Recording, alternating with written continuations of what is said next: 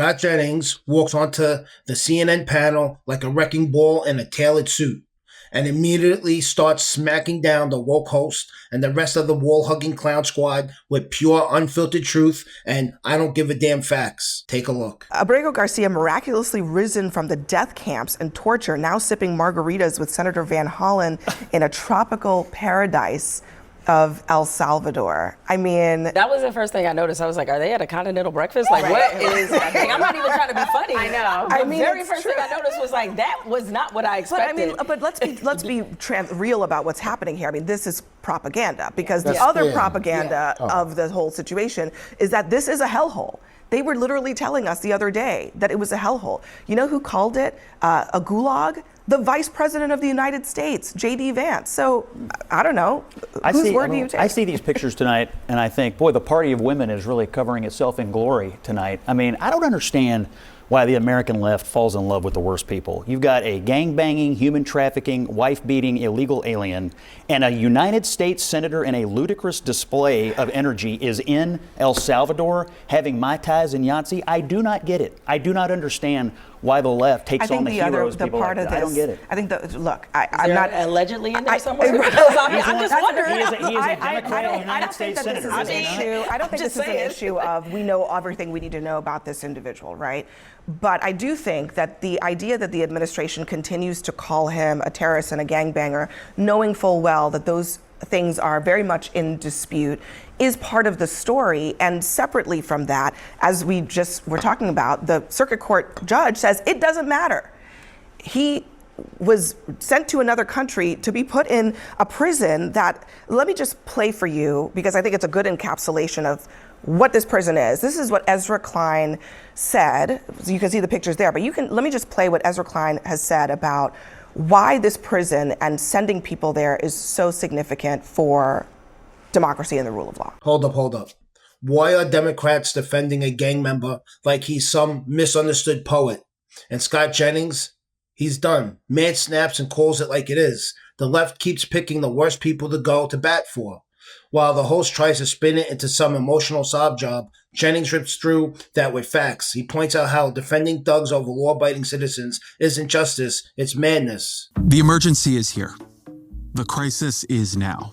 Maybe not to you, not yet, but to others, to real people whose names we know, whose stories we know. The President of the United States is disappearing people to an El Salvadoran prison for terrorists. It is a prison that does not intend to release its inhabitants back out into the world. It is a prison where the only way out, in the words of El Salvador's Justice Minister, is in a coffin. The El Salvadorans said that the only way out of this prison is in a coffin. I mean, when you do that, you should know pretty surely that the person you're sending there deserves to be imprisoned for life until death. I don't know. Half of the people that they've sent there have no arrest record. So to be comfortable with the fact that those people, that is potentially the rest of their lives, you can't be cool with that. Like, that's not how you're supposed to adjudicate punishment in this country. If he is all of the things that you say he is, then let it all play out properly in the American court system.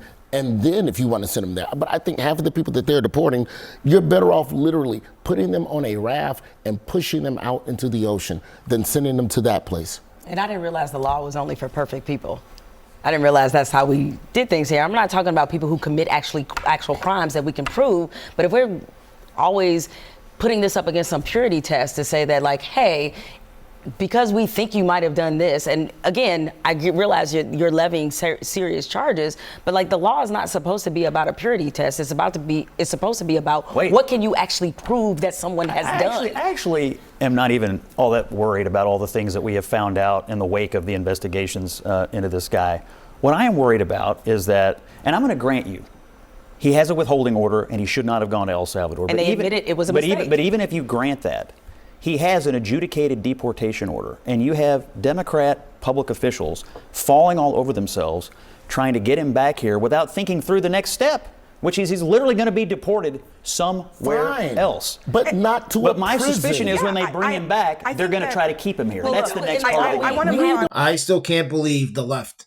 These woke lunatics are buzzing over a known gang member getting deported like it's some national tragedy.